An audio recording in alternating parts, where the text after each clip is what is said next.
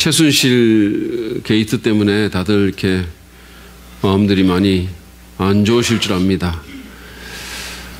한 대통령과의 친분을 이용한 한 여인의 국정농단이다 그러면서 지금 그런 상황이 되고 있는데, 어쨌든 리더십에 대한 불신과 나라의 운명에 대한 불안으로 모든 사람들이 굉장한 참 어려움 가운데 있고 상처와 실망감이 정말 이만저만이 아닌 것 같아요. 이 나라가 앞으로 어떻게 될지 많은 분들이 걱정과 염려를 하고 있습니다.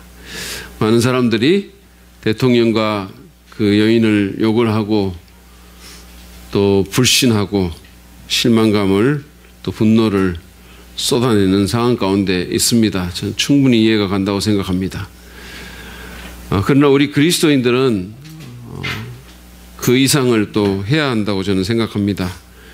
온 우주를 다스리시고 통치하시는 참된 주권자 되시는 예수 그리스도 또 하나님을 바라보고 이 나라와 이 민족을 위해서 우리가 간절히 기도해야 될 줄로 압니다.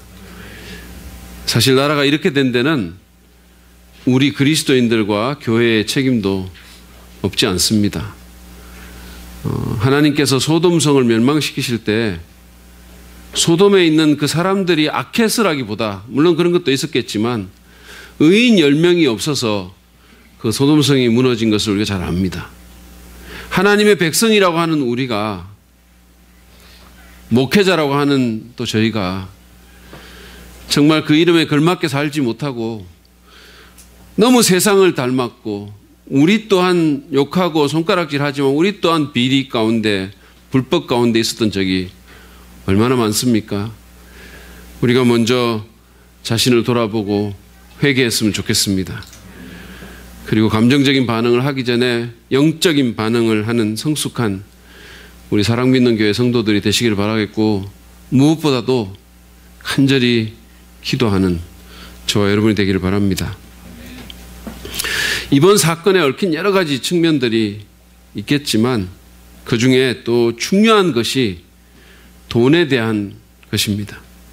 이 최순실 씨는 대통령과의 친분을 이용해 가지고 부정한 돈을 엄청나게 받아서 챙겼습니다. 그 아버지가 이단 교주인데, 지금 뭐 최태민 목사로 이렇게 나오지만 사실은 이단 교주잖아요.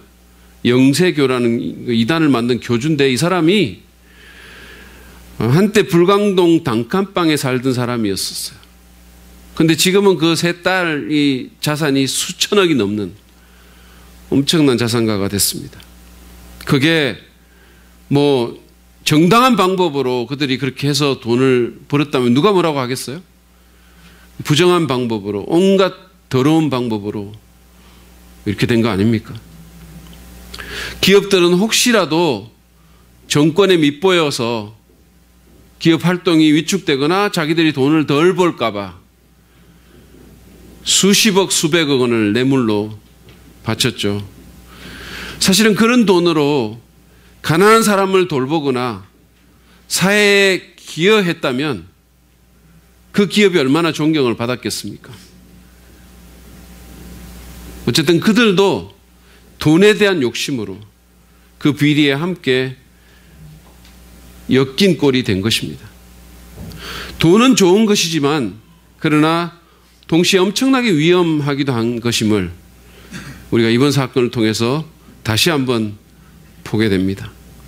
저희가 2주 전에 부자로 사는 기술이라는 제목으로 우리가 정말 참된 부자로 살려면 어떻게 해야 될지를 생각하면서 돈에 대한 하나님의 지혜를 살펴봤습니다. 여러분 기억이 나십니까? 이번에 최순실 게이트에서도 보는 것처럼 돈은 잘못 다루면 엄청 위험한 것이기 때문에 이 돈에 대한 하나님의 지혜가 정말 우리에게 필요합니다. 그래서 우리가 제대로 된 부자로 살아야 합니다. 지난 설교에서 제가 그 돈에 대한 두 가지 지혜를 여러분과 나누었는데 기억이 나세요? 괜찮습니다. 때로는 저도 기억이 안 날 때가 있으니까. 돈의 한계를 의식하고 하나님 의지하자고 그랬습니다. 그리고 또 하나는 빚지지 말자고, 우리가 정말 최선을 다해서 빚지지 말자는 말씀을 드렸죠. 오늘은 이 돈을 어떻게 할까라는 그런 제목으로 나머지 그 잠언에 나오는 돈에 관한 하나님의 지혜를 살펴보려고 합니다. 이 돈을 어떻게 할까? 이거는 꼭 무슨 돈이 너무 많아가지고 주체하지 못해서 하는 질문 같은데, 사실은 제가 지난번에 했던 설교의 제 2부입니다. 돈을 잘 다루어서 참된 부자로 살기 위해서 우리는 어떻게 해야 할까요? 먼저는 돈을 버는 하나님의 방법, 가장 1차적인 방법은 일입니다. 그 일임을 자각하고 우리가 근면과 성실로 일을 해야 합니다. 여러분, 돈을 버는 하나님의 방법은 로또가 아닙니다. 일입니다. 우리가 수고하고 노력해서 돈을 버는 것이 하나님의 뜻입니다. 이에 대한 잠언의 몇 구절을 우리가 좀 보겠습니다. 잠언 12장 11절 말씀입니다. 밭을 가는 사람은 먹을 것이 넉넉하지만 헛된 것을 꿈꾸는 사람은 지각이 없다. 잠언 13장 4절도 또 같은 말씀을 합니다. 게으른 사람은 아무리 바라는 것이 있어도 얻지 못하지만 부지런한 사람의 마음은 바라는 것을 넉넉하게 얻는다. 잠언 14장 23절 말씀도 비슷한 말씀합니다. 모든 수고에는 이득이 있는 법이지만 말이 많으면 가난해질 뿐이다. 한 구절만 더 보겠습니다. 잠언 10장 4절 말씀입니다. 손이 게으른 사람은 가난하게 되고 손이 부지런한 사람은 부유하게 된다. 이 구절은 모두가 부지런히 일하는 것을 통해서 소득을 가질 수 있다고, 돈을 벌 수 있다고 그렇게 말하고 있습니다. 물론 우리는 정당한 상속이나 누군가의 호의로 인한 선물로 소득을 가질 수 있습니다. 그러나 그것은 예외적이고 2차적인 것이고, 돈을 버는 가장 1차적인 하나님의 방법은 열심히 일하는 겁니다. 오늘날 많은 사람들이 불로소득이나 일확천금을 꿈꿉니다. 그래서 로또를 사고 도박을 합니다. 지금 성폭행죄로 감옥에 들어가 있는 걸로 제가 알고 있는데, 그 JMS라는 이단의 교주인 정명석이라는 사람은 카지노에 간 게 들키니까 교회를 위해서 도박을 했다고 황당한 말을 했습니다. 이번에 최순실과 연관된 수많은 사람들도 이런 식의 불로소득을 추구했을 겁니다. 쉽게 돈 벌려고 하는 거예요. 쉽게. 그러니까 무슨 뇌물 주고 도박하고 사기칩니다. 이렇게 일 안 하고 돈 벌기를 원하는 사람들은 사기를 치는 사람도 있을 뿐만 아니라 사기를 잘 당하는 사람들도 많아요. 왜냐하면 쉽게 돈 벌려고 하니까 그런데 혹하는 거예요. 제가 사실은 저희 집사람에 대해서 확신하는 게 3가지가 있는데, 하나는 죽을 때까지 살이 찌지 않을 거라는 거예요. 그냥 안 먹으니까. 그리고 은퇴 후에 제 용돈을 절반으로 줄이려는 시도를 할 거라는 거예요. 제가 정신 바짝 차리고 지금 살고 있는데, 그리고 또 하나는 절대 사기를 당하지 않을 거라는 겁니다. 왜냐하면 일확천금을 노리거나 무슨 허영심이 전혀 없기 때문에 사기꾼들의 그 목소리가 전혀 매력적으로 들리지 않을 겁니다. 거기다 약간 형사 같은 그런 예리함도 있어요. 약간 형사 같은 게 있어요. 지난번에 보이스피싱 하는 인간이 한번 전화로 작업을 걸었다가 혼난 적도 있습니다. 보통은 이게 우리 개콘에서 전에 본 것처럼 고객님 많이 당황하셨죠? 이래가지고 사람들이 당황하잖아요. 그 사람이 오히려 더 당황했을 것 같아요. 여러분, 우리는 열심히 일을 해야 됩니다. 하늘 쳐다보고 있다고 해가지고, 아니면 기도만 한다고 해가지고 돈이 하늘에 떨어지지 않습니다. 하나님께서 그런 식으로 우리에게 돈 주려고 하신 게 아니에요. 부지런히 밭을 가는 사람은 먹을 것이 넉넉하지만 헛된 것을 꿈꾸는 사람은 지각이 없다라고 성경에서 말했어요. 잠언을 보면은요, 여러분, 게으름은 그냥 좀 나쁜 습관이 아니고 이거는 악덕이고 이거는 죄입니다. 제 멘토이신 김우생 목사님은 교역자들이 열심히 사역할 것을 강조하면서 사역은 일이라고, WORK, work이라고, 일해야 한다고 그걸 굉장히 강조를 하셨어요. 그러면서 성경에 보면 하나님께서 누군가를 부르실 때 항상 열심히 뭔가를 하는 사람을 부르셨지 노는 사람 부른 거 아니라고. 밭을 갈고 있거나 무슨 그물을 씻고 있거나 하다못해 무슨 누구를 핍박하려고 열심히 쫓아가거나 뭔가 일하는 사람을 부르셨지 그냥 방 안에 누워가지고 그냥 쉬다가 라면 줄래? 뭐 이런 사람 안 불렀다는 거예요. 그러면서 그분은 실제로 교육자들을 그렇게 훈련을 시켰어요. 매주 토요일마다 오전에는 다른 거 안 하고 그냥 그 예배당 다 청소하라고 물 청소하고 그냥 노동하도록 그 일을 시키셨습니다. 지난주에 우리 교회에서 말씀을 전하셨던 이재학 목사님은 저하고 30년 직인데 우리 교회 올 때마다 저를 놀라게 해요. 그러니까 제가 설교를 들을 때 뭔가 새로운 걸 발견하게 되는 거예요. 그러니까 지난주 3부 예배 시간에는 이제 그 젊을 때 이민을 가가지고 청년 때 이제 그 미국 직장에서 생활했던 그 얘기를 했는데 정말 저 깜짝 놀랐어요. 여러분 들으신 분 놀랐을 거예요. 그죠? 6개월 동안 출근 그 카드를 찍는 게 있거든요. 시간을 찍는데 언제나 똑같았는데 매일같이 똑같은 시간을 지켰다는 거예요. 날마다. 그래서 그 100여 명의 직원들 앞에서 사장님이 그걸 카드를 돌리면서 보게 하고 그러면서 시급을 올려줬다는 그런 얘기를 했습니다. 놀랍지 않으세요? 너무 놀라운 거예요. 그러니까 늘 같은 시간에 산책을 해가지고 동네 아낙네들이 그걸 보고 시계를 맞췄다는 칸트 같은 사람이에요. 철학자 칸트 같은. 저는 그 얘기를 들으면서 신학교에서 이 사람을 안 만났으면 결코 친구가 될 수 없겠다는 생각을 했었어요. 너무 다르니까. 주일날도 사실은 그 일 안 하는 조건의 직장을 찾다가 그 사장님이 확신이 마음에 든다면서 일을 하게 됐잖아요. 그러니까 그리스도인인 걸 알게 된 거죠. 그러니까 하나님의 영광을 가리지 않기 위해서 열심히 일을 했다고 합니다. 근면과 성실로 일을 했다는 거예요. 여러분 저번에 왔던 우리 신학교의 날에 왔던 그 박일섭 전도사도 자기가 그렇게 직장을 구했기 때문에 정말 휴대폰 같은 거 하나도 안 보고 정말 열심히 일했다는 그런 간증을 한 적이 있지 않습니까? 우리는 열심히 일을 해야 됩니다. 정말로.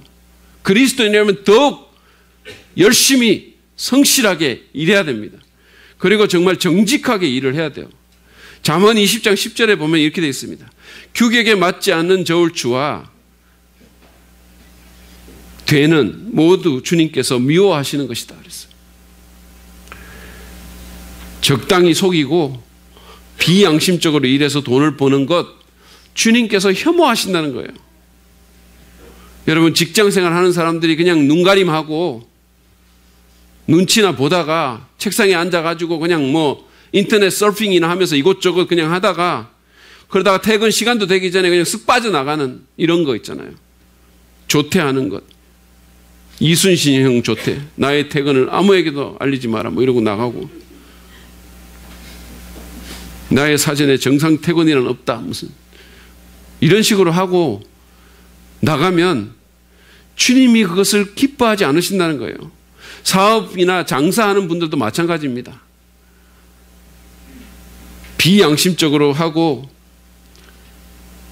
잘못된 방식으로 사업하는 것 하나님께서 기뻐하지 않는다는 거예요. 그것이 세상의 관행이라고 다 그렇게 한다고 설사 그렇다 하더라도 주님은 불성실과 거짓과 편법을 용납하지 않습니다. 하나님 그거 싫어하신다는 거예요. 우리 학교 도서관을 지은 건축업자는 그리스도인이라고 해가지고 소개가 돼서 그게 들어온 거예요. 그런데 나중에 보니까 불량 재질을 쓰고 날림 공사를 해가지고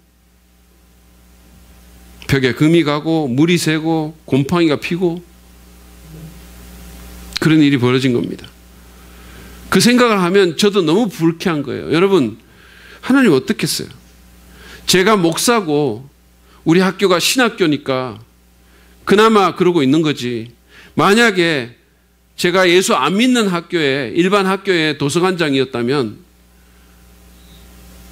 그리스도인들에 대해서 도대체 어떻게 생각을 했겠습니까? 하나님을 얼마나 우습게 여기겠어요? 생각해 보십시오. 돈을 벌면 뭐합니까? 나로 인해서 하나님의 영광이 가려지고 하나님께서 돈 버는 나를 향해서 불쾌해하시고 혐오하신다면, 그리고 그 돈 버는 과정 가운데서 내가 모든 존경심을 사람들에게 잃어버린다면, 사실은 안 버는 만 못하지 않습니까? 우리가 그리스도인이라면, 예전에 무슨 우리 속담에 개처럼 벌어서 정성처럼 쓴다는 말도 있는데 저는 잘못됐다고 생각해요. 우리가 그리스도인이라면 돈을 벌 때도 하나님의 방법으로 벌어야 됩니다. 그게 쉽지 않은 거 제가 알아요. 어렵습니다. 그렇지만 그렇게 사는 사람들이 있어요. 우리가 최선을 다해서 그렇게 살아야 됩니다. 우리 그리스도인들이 사실은 그러잖아요. 뭐 성경으로 하면 안 됩니다, 뭐 이런 얘기 하잖아요. 여러분, 예전에 정주영 회장이라는 분이 그랬잖아요. 무슨 말을 하면 임자 해봤어? 이런 말을 했다 그러잖아요. 하나님이 우리한테 아마 그렇게 말하실지 몰라요. 해봤어? 해봤어? 우리가 그리스도인이라면 정말 정직과 성실과 근면으로 일을 해야 됩니다. 그렇게 해서 소득을 갖는 것이 하나님의 방법이에요. 두 번째로 우리는 미래를 위해서 지혜롭게 투자해야 됩니다. 그것이 우리가 정말 부자로 사는 방법이에요. 전에 제가 언급한 것처럼 지혜로운 자의 특징은 현재만이 아니라 미래를 미리 생각하고 대비한다는 것이었습니다. 이것은 우리 재정의 문제에도 적용될 수 있어요. 우리는 미래를 위해서 우리의 돈을 지혜롭게 투자할 필요가 있습니다. 잠언 6장 6절부터 8절 말씀에 이런 말씀이 있어요. 게으른 사람아, 개미에게 가서 그들이 사는 것을 살펴보고 지혜를 얻으라. 개미는 우두머리도 없고 지휘관도 없고 통치자도 없지만 여름 동안 양식을 마련하고 추수 때의 먹이를 모아둔다. 개미는 여름에 식량을 비축하지 않으면 겨울에 고생할 것을 알았기 때문에 미리 준비한다는 거예요. 미리 열심히 준비한다는 거예요. 그래서 그 개미한테 배우라고. 어떤 그리스도인들은 미리 준비하거나 계획을 가지는 것이 영적이지 않다고 생각하는 그런 사람들이 있어요. 제가 청년 때 다녔던 교회는 그래가지고 주보도 안 만들었습니다. 그러니까 어떤 순서도 미리 준비하지 않는 거예요. 주보도 아무것도 없어요. 그러니까 목사님이 그 자리에서 막 불러내는 거예요. 그냥 예배 드리면서 그냥 기도도 뭐고 하여튼 막 불러내시는 거예요. 성도들은 긴장에 떨면서 예배를 드려야 했었어요. 그렇게 하면 아마 조는 분은 없을지도 모르겠어요. 한 번은 특송 시간에 목사님께서 해중석을 보면서 특송할 사람을 이렇게 누구 특송할 사람 없냐고 이렇게 물었어요, 그때는. 그러니까 한 50대 여자 성도분이 성령의 감동을 받으셨는지 그분이 그냥 자기가 특송을 하겠다고 나왔어요. 근데 이 노래가 정말 참담했습니다. 정말로 이게 정말 힘들었어요. 그러니까 목사님이 노래하는데 나오셔가지고 마이크로 1절만 하고 들어가시라고 이렇게 얘기를 했어요. 4절까지 있는데 1절만 하고 들어가시라고. 그럼에도 불구하고 그분은 4절까지 꿋꿋하게 다 부르시고 갔습니다. 정말 특송이었어요. 정말 특별한 노래. 내 난생에 그런 특송은 들어본 적이 없어요. 여러분, 준비하는 게 비영적인 것이 아닙니다. 우리 교회 대표기도 하시는 분들은 사실은 좀 미리 준비해서 한번 써보고 이렇게 하라고 제가 이렇게 좀 권면을 해드리거든요. 어떤 분들은 아니 그거에 대해서 우리 교회에서 그렇게 말한다는 게 아니고 어떤 다른 분들은 기도 그렇게 하면 안 된다는 거예요. 성령의 역사를 위해서 즉석에서 그냥 해야 된다는 거예요. 여러분, 성령님은 미리 준비할 때는 역사하지 않고 꼭 즉석에서만 역사를 하십니까? 미리 준비할 때 역사하시죠. 마음 가운데 역사하시죠. 우리가 잠언 성경을 읽어보면요, 미리 준비하는 것과 미래를 위한 계획과 투자에 대해서 굉장히 긍정적으로 말하고 있어요. 하나님은 질서의 하나님이십니다. 따라서 우리는 우리가 가진 돈으로 미래를 위해서 준비하고 지혜롭게 투자할 필요가 있습니다. 이를 위해서 가장 기본적인 실천 사항이 가계부, 가계 예산 쓰는 거, 그리고 저축하는 거예요. 그냥 아무 생각 없이 쓰지 않고 충동적으로 소비하지 않고 어디에 얼마를 쓸지 미리 계획을 세우는 겁니다. 아주 자세하게 세밀하게는 못하더라도 큰 항목으로 우리가 할 수 있잖아요. 식비에는 얼마를 쓰고 또 무슨 교육비에는 얼마를 쓰고 저축에는 얼마를 쓰고 거기다 그리스도인이라면 구제와 헌금에는 얼마를 쓰겠다고 그런 식으로 계획을 세우는 거예요. 그리고 그 계획에 의거해서 버는 범위 안에서 쓰는 것을 우리가 배워야 돼요. 많은 사람들이 계획 없이 쓰고 그리고 버는 것보다 더 쓰기 때문에 어려운 때나 미래를 대비하지 못하는 겁니다. 심지어 빚도 지는 거예요.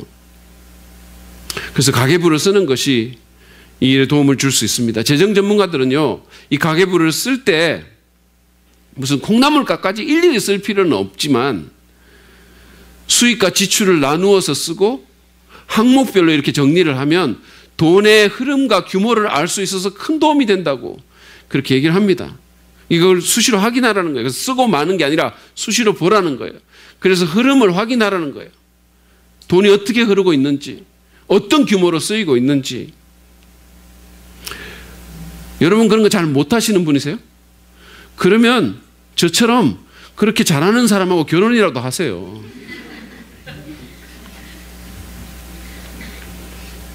예산을 세우고 계획적으로 쓰고 절제 있는 소비 생활을 하시기 바랍니다. 좀 특별히 젊은 분들도 잘 좀 들었으면 좋겠는데 큰 돈이 드는 그런 가구나 가전제품 같은 것은 가능한 한 오래 쓰고 너무 함부로 바꾸지 말기를 바랍니다. 우리 대한민국 국민만큼 그런 거 자주 바꾸는 사람도 없어요. 이렇게 아파트 쓰레기통 같은 데 가면 멀쩡한 것들이 너무 많이 나와 있는 거예요, 때로. 저희 집의 경우에 냉장고와 침대는 지금 19년째 쓰고 있어요. 소파는 지금 23년인가 4년 됐습니다. 그러니까 저희 집에 오셔가지고 어떤 분들이 잘 모르고 그냥 소파에 그냥 다른 집에서 앉는 강도로 앉다가는 굉장히 놀라세요. 저희 집에 오시면 겸손하게 앉아야 됩니다. 저희 부모님도 소파에 앉다가 너무 놀라셔가지고 한번 당하셨거든요. 그러니까 얼마 전에 내려가니까 소파 사라고, 제발 좀 사라고 100만 원을 이거 사는데 보태라고 주시더라고. 그런데도 아직까지 우리는 그냥 쓰고 있어요. 물론 이게 제 뜻은 아닙니다. 하나님의 뜻도 아니에요. 누군가의 뜻이에요. 어쨌든 여러분 예산을 세우고 거기에 따라 규모 있고 절제 있게 써야 됩니다. 우리가 허영심을 버려야 돼요.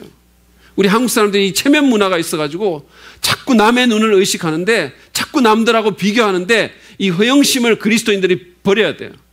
허영으로 하지 마라 그랬어요, 성경에서.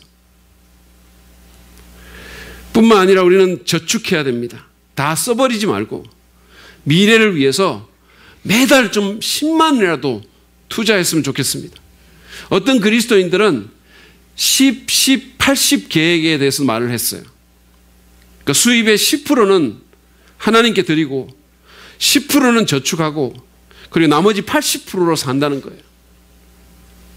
중요한 것은 꾸준히 하는 겁니다. 처음에 무슨 10만 원으로 우리가 시작하더라도 그것을 조금씩 늘려가면서 여러분 그거를 한 40년 동안 계속해서 저축한다고 생각해 보세요. 좋은 적금이나 금융상품을 활용하면 생각보다 큰 돈을 손에 쥘 수가 있어요. 저축은 돈에 대한 절제를 개발시키는 훈련일 뿐만 아니라 어려운 때를 대비하는 훌륭한 투자입니다. 여러분 요셉 아시잖아요. 이집트의 총리를 했던 그 요셉이 7년의 풍년 기간 동안 곡식을 다 이렇게 비축을 해가지고 그래가지고 이어지는 7년의 기근 기간을 살았잖아요. 그래서 이집트를 살리고 그리고 하나님의 계획을 이루었어요. 물론 우리가 저축할 때 욕심 때문에 또는 두려움 때문에 할 수 있어요. 그건 잘못된 동기로 저축하는 거예요. 또는 우리가 돈의 힘을 빌어서 살기 위해서, 하나님으로부터 독립하기 위해서 하나님을 의지하지 않으려고 저축할 수도 있어요. 여러분 마음을 잘 살펴보세요. 어떤 방식으로 어떤 마음이 있는지. 그러나 우리가 지난 설교에서 제가 함께 여러분과 봤던 잠언 11장 28절의 말씀을 기억할 필요가 있어요. 자신의 재산만을 믿는 사람은 넘어지지만 의인은 푸른 나뭇잎처럼 번성한다. 그러니까 우리가 저축을 할 때도 이 구절을 기억하셔야 돼요. 그래서 우리의 동기를 점검할 필요가 있어요. 돈이 아니라 하나님을 의지하는 가운데 하나님의 뜻을 따라 돈을 관리하고 미래를 위해서 투자하는 겁니다. 지금 우리 교회의 경우에 제가 사실은 담임 목회자로 왔을 때 오고 나서 9년 동안 꾸준히 건축 헌금을 모아왔어요. 미래를 준비하는 겁니다. 사실은 한 푼도 없었거든요. 그런데 지금은 꽤 기금이 모여졌어요. 지금까지 신실하게 이 헌금을 해주신 모든 성도님께 제가 진심으로 감사를 드립니다.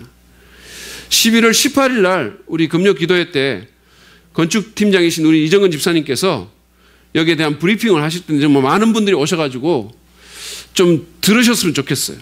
현황과 계획을 듣고 함께 기도할 수 있으면 좋겠습니다.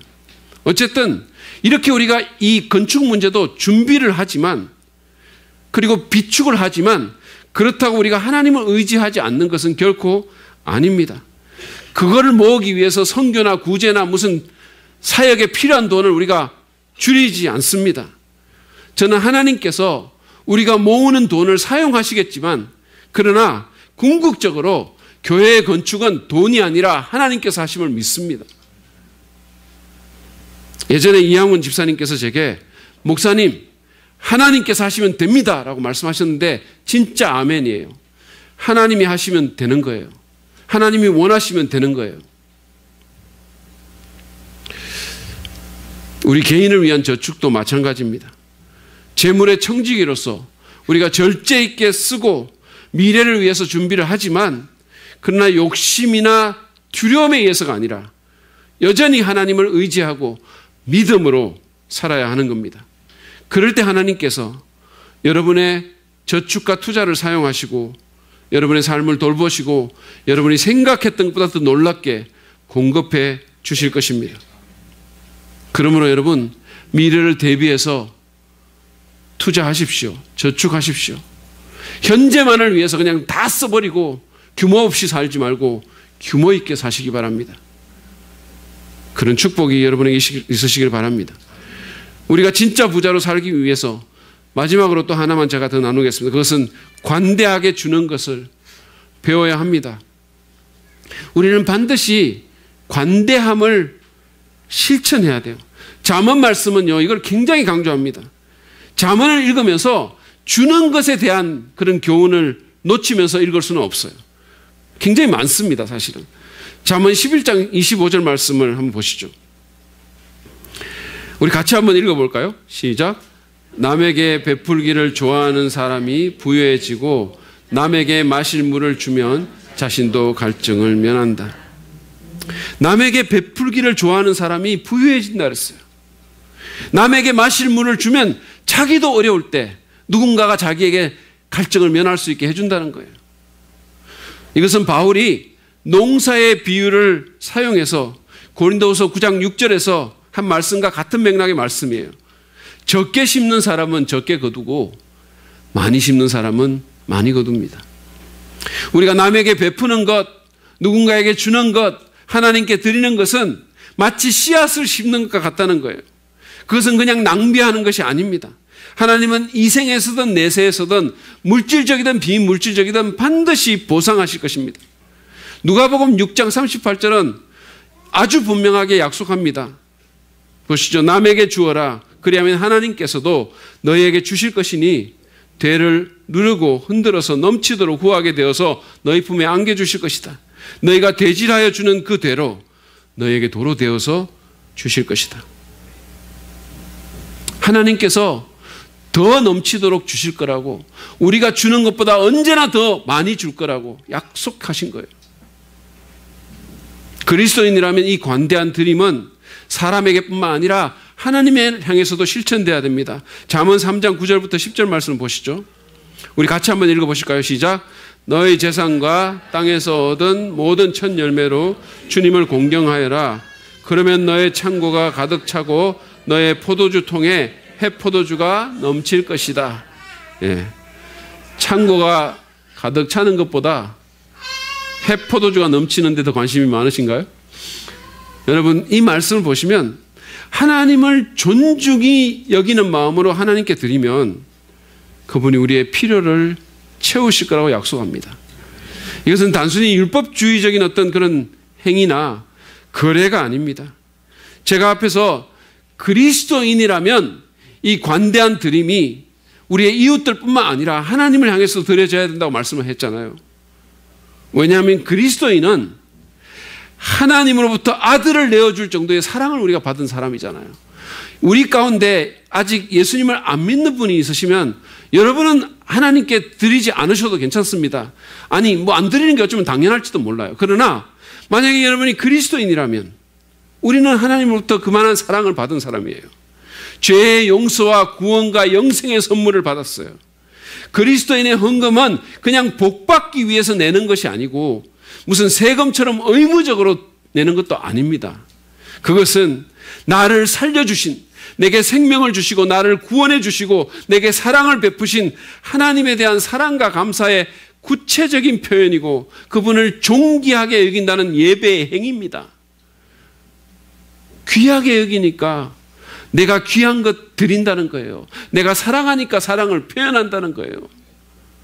제가 우리 플리피가 이번 여름에 컴퓨터가 고장이 나가지고 노트북이 고장이 나가지고 그래서 노트북을 사는데 그게 막 너무 무거운 거를 좀 이렇게 사주려고 해가지고 제가 너무 사랑하는 마음이 넘쳐나서 좀 가벼운 거 사주자고 난리를 쳐가지고 어떻게 했는지 아십니까? 제 돈 거금 20만 원을 거기다 더 붙였어요.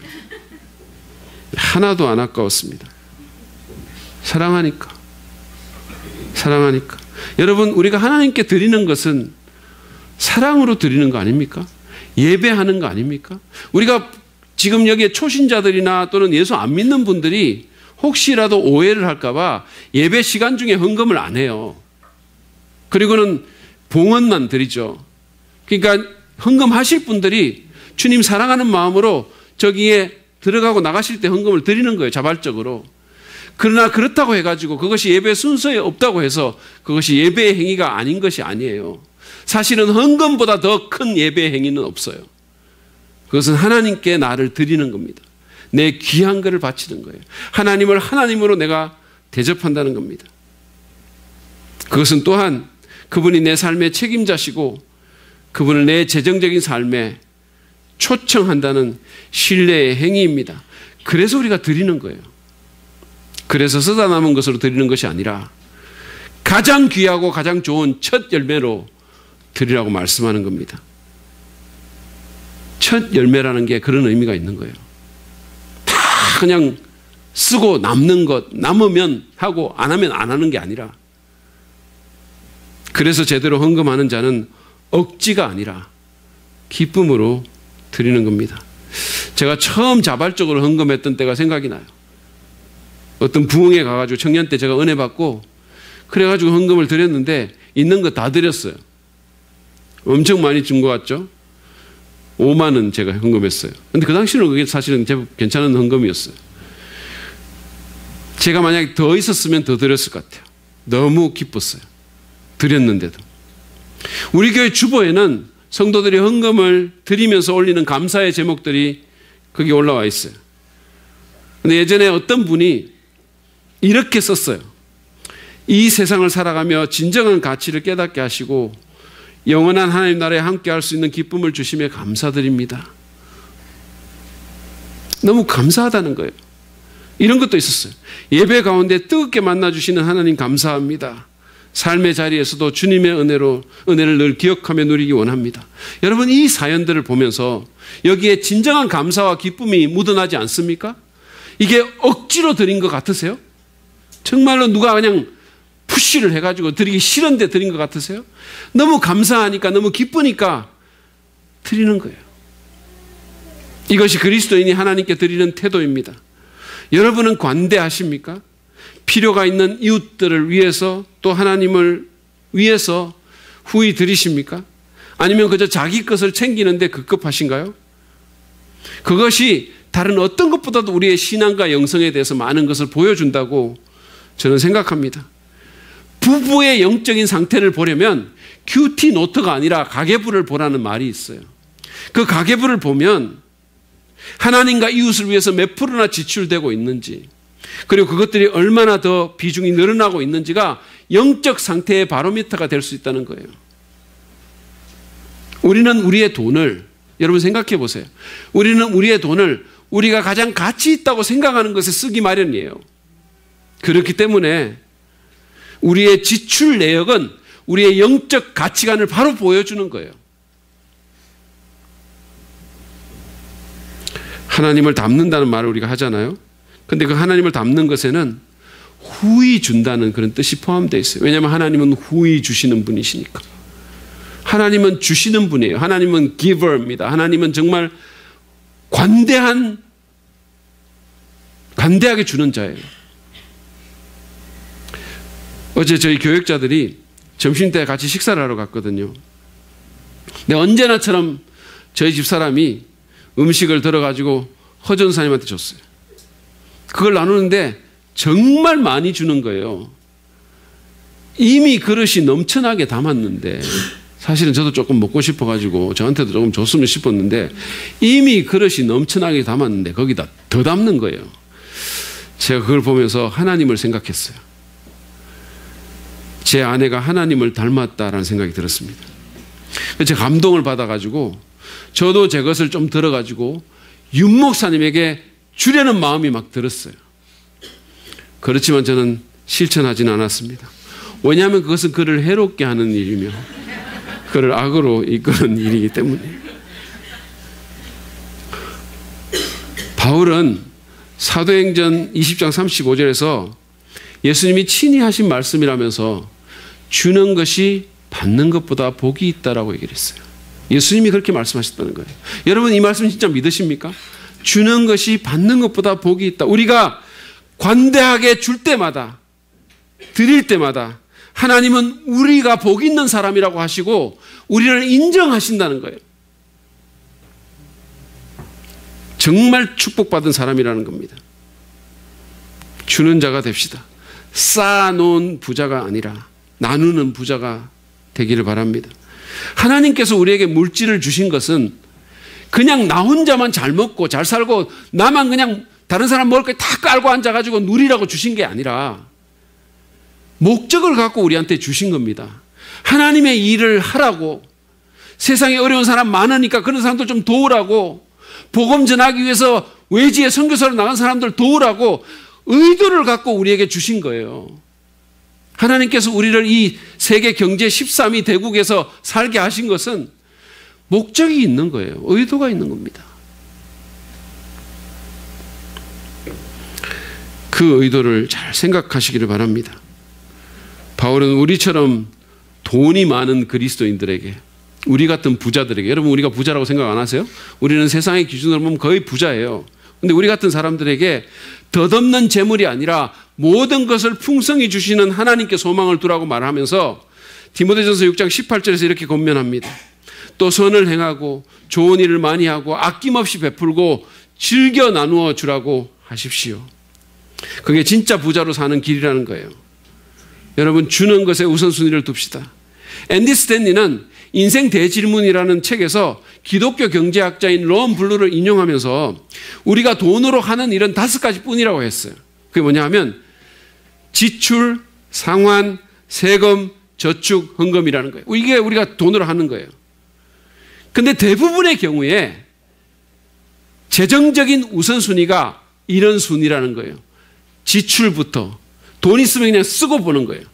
그리고 빚 갚고, 그리고 세금은 억지로 안 낼 수 없으니까 내고, 그리고 이제 남으면 조금 이제 저축하든지 말든지 하고 그냥, 그러고는 헌금은 없으면 안 한다는 거예요.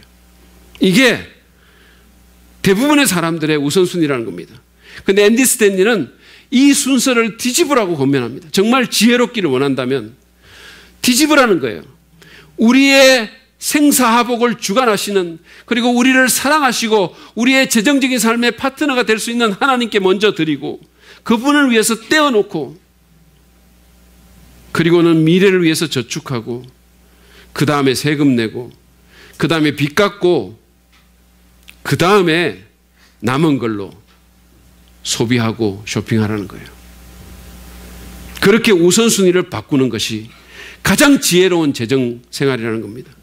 가진 것이 많든 적든, 지금 당장 빚이 있든 없든 관대함을 배우는 우리가 되기를 바랍니다. 하나님께서 기뻐하시고 하나님의 뜻이 이루어질 것입니다. 여러분의 관대함은 사람들에게 하나님을 드러낼 것이고, 여러분을 물질의 욕심에서부터 해방시켜 줄 것입니다. 하나님께서 여러분의 필요를 책임지시고 여러분의 재정적인 삶에 충실한 파트너가 되어 주실 것입니다. 그리고 여러분의 재정생활에 적극적으로 개입해 주실 것입니다. 왜냐하면 여러분이 하나님의 의도대로 물질을 쓰니까. 여러분은 염려와 두려움 없이 재정적인 안정 가운데서 언제나 생활할 수 있을 것입니다. 여러분, 그것보다 더 지혜로운 일이 어디 있겠어요? 그것보다 더 부유한 삶이 어디 있겠습니까? 그런 축복이 여러분 모두에게 임하시기를 바랍니다. 제가 말씀을 마무리하면서 예전에 우리 교회에 왔던 그 한병우 대표라는 분 얘기를 잠깐 할게요. 여러분 기억나세요? 우리 교회 사랑받는 대회 강사로 오신 분이잖아요. 이분이 하는 일이 리더십 퍼실리테이터라는 일을 하는데, 선한 목자교회라는 교회의 집사님이에요. 제가 이분과 일을 하면서 얼마나 성실하고 탁월하게 일을 하는지를 봤어요. 1시간 강의를 위해서 사전에 확인 메일 보내고 청중 다 분석하고 상황 점검하고 철저하게 준비를 하셨어요. 제가 신학교에서도 우리 박사과정에 한번 강의를 초청을 했는데 얼마나 열심히 준비를 했는지 몰라요. 액티비티를 왜 가지고 막 도구들 다 갖고 자기가 막 땀을 흘리면서 나르고, 그리고 교실에 무슨 활동하는 게 있었는데 그걸 위해서 청테이프를 그냥 일일이 다 붙이고 너무너무 열심히 준비하는 걸 봤어요. 너무 열심히 일하는 거예요. 그리고 교회에서 왔을 때도 강의가 끝나고 작은 사례비를 드렸는데 안 받겠다고 하시다가 결국은 받으면서 이렇게 말을 했어요. 목사님, 그러면 이 돈은 제가 선교사님이나 또는 어려운 이웃을 위해서 쓰려고 놔둔 통장이 하나 있는데 거기에 넣고 그거를 위해서 쓰겠습니다. 이렇게 얘기를 하는 거예요. 여러분, 이분은 돈을 벌면 가장 먼저 하나님께 11조를 떼고, 그리고 그때처럼 예기치 않은 부수입이 생기면 나누는 통장에 아예 넣어가지고 그냥 그걸 쓴다는 거예요. 이분은 또한 컴패션의 아이들도 후원하고 있고 북한 선교를 위한 재능 기부도 열심히 하고 있습니다. 40대 초반의 젊은 집사님인데 제가 머리가 숙여지고 존경심이 들었어요. 정말 바르게 사는구나. 정말 제대로 된 집사님이구나. 제가 알기로 이분은 세상의 기준으로 돈이 많은 분 아니에요. 그러나 그는 하나님께 인정받는 부자고 참된 부자처럼 마음의 여유를 갖고 삽니다. 우리 모두도 그랬으면 좋겠어요. 지난번과 오늘 저는 2번에 걸쳐서 돈에 대한 잠언의 지혜를 나눴습니다. 그래서 돈의 한계를 인식함으로써 하나님을 의지하고 빚을 지지 않으며 근면과 성실로 일해서 돈을 벌고 그 돈을 미래를 위해서 투자할 뿐 아니라 후하게 드리기를 배우는 것이었습니다. 그럴 때 우리는 재정적인 안정과 마음의 여유를 가질 뿐 아니라 우리의 물질로 하나님의 뜻을 이루고 하나님 나라를 확장할 수 있습니다. 그것이야말로 참된 부자로 사는 삶이 아니겠습니까? 그런 축복이 여러분 모두에게 있기를 바랍니다.